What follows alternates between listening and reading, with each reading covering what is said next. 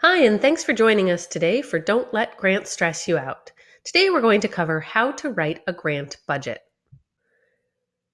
Your first step is to identify your priority program or project that you want to create the budget for, and then lay out what the expenses are that it will take in order to achieve your goal for that program or project.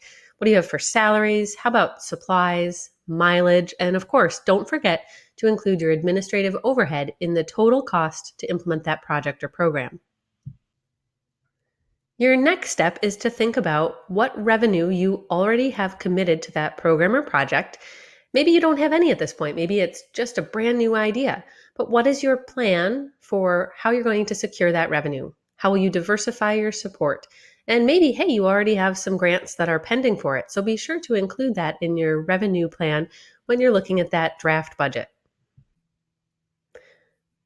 Once you have the draft budget, both your expenses and the revenue laid out, it's time to talk to some colleagues and see if it makes sense.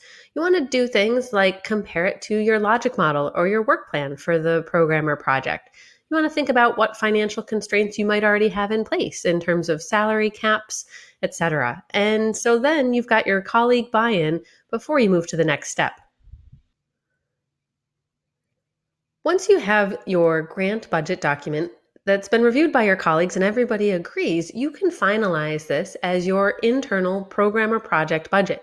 You can now use this document, which shows that your projected expenses, your total cost, equals your plan for the revenue generation. And from here, you'll be able to customize to each and every grant maker.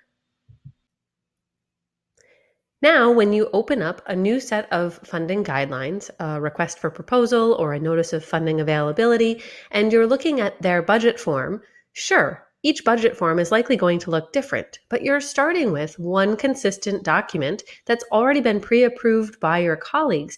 And so, yes, you may have to twist yourself into a pretzel for that form, but you're starting from the same place each and every time. Then, after you've modified and basically translated your already existing internal grant budget form into that of the specific grant maker, you can step back and see if the budget form for that grant maker tells the same story as the narrative that you have crafted.